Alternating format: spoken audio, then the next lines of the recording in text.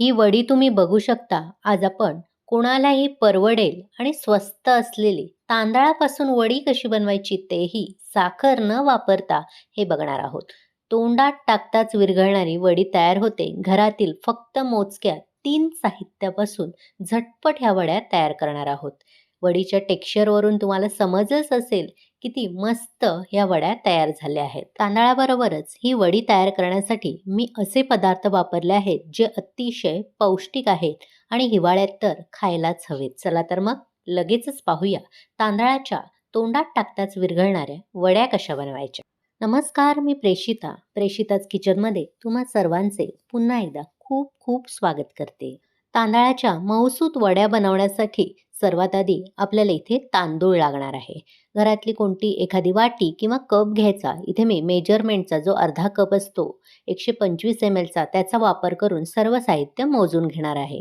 तुम्हाला किती जास्त प्रमाणात वड्या बनवायच्या आहेत त्यानुसार छोट्या किंवा मोठ्या वाटीचा वापर तुम्ही करू शकता. हे तांदूळ घेताना 1-2 पाण्याने मी स्वच्छ धुवून घेतलेले चाळणीमध्ये निथळवून घेतले आणि त्यानंतर एखाद्या कापडावर टाकून आपल्याला हे फॅन खालीच वाळवून घ्यायचे आहेत.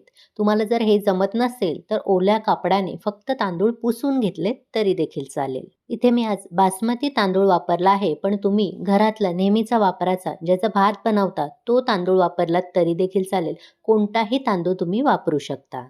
आता गॅसवर मी एक कढई गरम करत ठेवली आहे. त्यामध्ये 2 मोठे चमचे भरून साजूक तूप घालायचं आहे.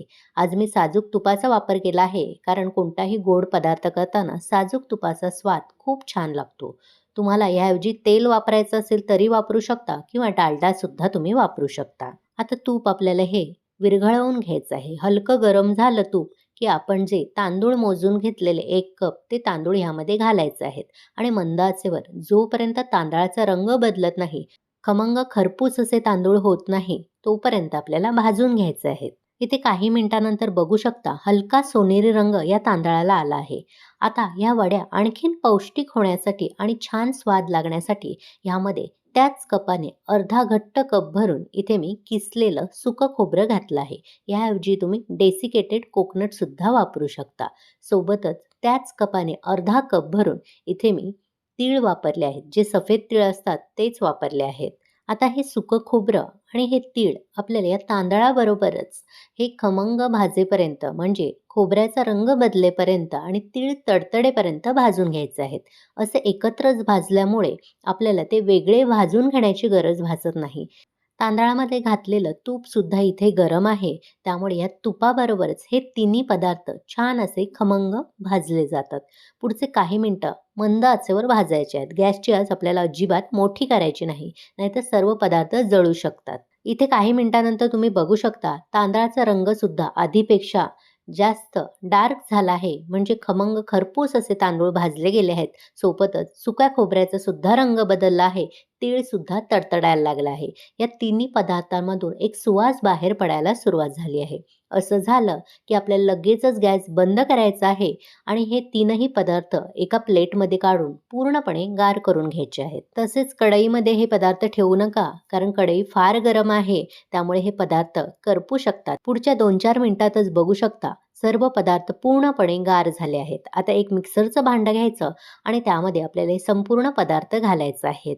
इथे बघू शकता तूप सुद्धा प्लेटला चिकटलं गेलं आहे. या प्लेटमध्येच मी ह्या वड्या थापून घेणार आहे. त्यामुळे वड्या प्लेटला चिकटू नये, त्यामुळे आपण तुपाचं किंवा तेलाचं ग्रीसिंग करतो ते करण्याची आपल्याला गरज नाही. आता मिक्सरचं झाकण लावायचं आणि मिक्सर चालू बंद करून आपल्याला ह्याची भरड करून घ्यायची आहे. फार जास्त जाड ठेवायचं नाही किंवा फार जास्त लगदा करायचा नाही, त्यामुळे वडीला खूप छान टेक्स्चर येतं. इथे बघू शकता दरदरीतच हे मिश्रण फिरवलं आहे. तांदूळ अख्खे राहिले नाहीत किंवा फार जास्त पीठ झालेलं नाही. आता तीच कढई मी पुन्हा एकदा गॅसवर ठेवली आहे आणि ज्या कपाने आपण तांदूळ मोजून घेतलेले त्याच कपाने आपल्याला 4 कप एवढं दूध घालायचं आहे. म्हणजे साधारण इथे मी अर्धा लिटर एवढं दूध घातलेलं आहे. दूध इथे मी उकळवून गार केलेलं घेतलं आहे. तुम्ही कच्चं वापरलं तरी देखील चालेल. फक्त एक गोष्ट लक्षात ठेवायची, दुधावर जी मलई असते, साय असते, ती आपल्याला काढायची नाही. त्यासहितच आपल्याला दूध वापरायचं आहे. म्हणजे इथे आपल्याला अजिबात मिल्क पावडर किंवा इतर कोणत्याही गोष्टीचा वापर करावा लागत नाही. आता दूध घालून झाल्यावर आपण जो मिक्सरला बारीक भरड करून घेतलेली ती भरड ह्यामध्ये घालायची आहे आणि व्यवस्थित एकजीव करून आपल्याला मंद आचेवर हे शिजवून घ्यायचं आहे. जोपर्यंत हे दूध पूर्णपणे आटत नाही आणि तांदूळ यामधले फुलून येत नाही तोपर्यंत आपल्याला शिजवून घ्यायचं आहे.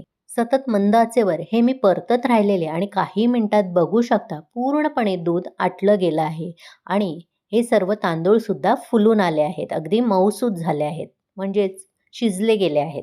आज आपण अजिबात साखरेचा वापर करणार नाही आहोत, तर त्याऐवजी गूळ वापरून ह्या वड्या करणार आहोत. त्यासाठी 1 कप भरूनच इथे मी बारीक किसलेला गूळ घातलाय. गूळ थोडासा हलका दाब भरून घट्ट कप भरून घ्यायचा, म्हणजे गोडसरपणा व्यवस्थित वडीला येतो. तुम्ही जर गूळ वापरणार नसाल, साखर वापरायची असेल तुम्हाला, तर पाऊण कप घातली तरी पुरे होते, कारण साखरेला खूप जास्त गोडसरपणा असतो. गूळ शक्यतो किसूनच घ्या, कारण तो भराभर त्यामध्ये विरघळला जातो. आता हा गूळ यामध्ये आपल्याला एकजीव करून घ्यायचा आहे. जसजसा गूळ विरघळला जाईल तसं मिश्रण पातळ व्हायला सुरुवात होईल. गूळ विरघळला की यामध्ये आणखीन 1 मोठा चमचा भरून साजूक तूप घालायचं आहे. या स्टेजला साजूक तूप घातल्यामुळे आपल्या वडीला चकाकी सुद्धा सुंदर येते. त्याचबरोबर चव येते साजूक तुपाची आणि वडीचं मिश्रण लवकर या कढईपासून सुटायला मदत होते. आता हे मिश्रण थोडंसं पातळ आहे. जोपर्यंत कढईपासून हे सुटत नाही, त्याला तूप सुटत नाही, तोपर्यंत आपल्याला मिक्स करून घ्यायचं आहे. पुढच्या काही मिनिटातच तुम्ही बघू शकता मिश्रण कढईपासून सुटायला सुरुवात झाली आहे. म्हणजेच त्याचा गोळा बनायला सुरुवात झाली आहे.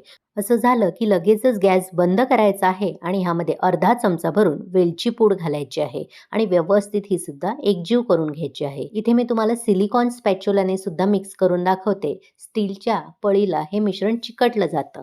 आता तुम्ही बघू शकता कढईपासून हे कसं हे वेगळं व्हायला सुरुवात झाली आहे. तूप सुटायला सुरुवात झाली. अशी चमक आली की समजायचं आपलं वडी थापण्याजोगं मिश्रण तयार आहे.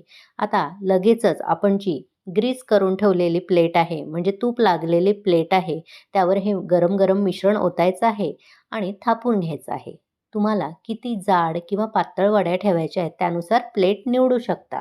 आता या वड्या फक्त अशा प्लेन चांगल्या दिसणार नाहीत, सुंदर दिसण्यासाठी यावरून मी थोडेसे पिस्ता, काजू आणि भाजलेली खसखस घेतली आहे. ती वरून भुरभुरणार आहे, म्हणजे वड्या दिसायला सुंदर दिसतील आणि खाताना सुद्धा छान लागतील.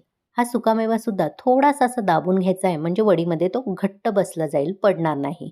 आता ही प्लेट फार गरम आहे, ती ओट्यावरच अशी तुम्ही थंड करून घेऊ शकता. पण फार घाई तुम्हाला असेल तर फ्रीजमध्ये सुद्धा ठेवून गार करू शकता. वडीचं मिश्रण पूर्णपणे गार झालं आहे. आता हव्या त्या आकारामध्ये तुम्ही ह्याच्या वड्या कापून घेऊ शकता. आजची माझी ही तांदळाची वडी करण्याची रेसिपी आणि पद्धत तुम्हाला कशी वाटली? आवडली असेल तर नेहमीप्रमाणे एक लाईक करा, शेअर करा. प्रेषिताच किचनला सबस्क्राईब करून नोटिफिकेशनचं ऑलचं बटन दाबायला विसरू नका, जेणेकरून माझ्या अशाच सर्व रेसिपी तुम्हाला लगेचच पाहता येतील. यातली एक वडी तुम्हाला मी काढून सुद्धा दाखवते. बघू शकता किती सहजतेने वड्या सुटल्या जात आहेत. तुम्ही सुद्धा मी सांगितलेल्या पद्धतीने अशा तांदळाच्या वड्या करून बघा आणि कशा झाल्या ते कमेंट करून मला नक्की कळवा. यातली एक वडी मी तुम्हाला तोडून सुद्धा दाखवते. बघू शकता किती सहजतेने तुटली जाते. मऊ लुसलुशीत तोंडात टाकताच विरघळणाऱ्या वड्या तयार होतात आणि तितक्याच पौष्टिक सुद्धा आहेत. तुम्हाला जर काही गोड खावंसं वाटलं तर घरच्या घरी झटपट अशा तांदळाच्या वड्या तुम्ही करू शकता आणि हिवाळ्यामध्ये खायला तर अतिशय पौष्टिक आहे. नक्की करून बघा. चला तर मग पुन्हा भेटू अशाच मस्त स्वादिष्ट भरपूर टिप्स, अचूक प्रमाण आणि एखाद्या नवीन रेसिपीसह. धन्यवाद.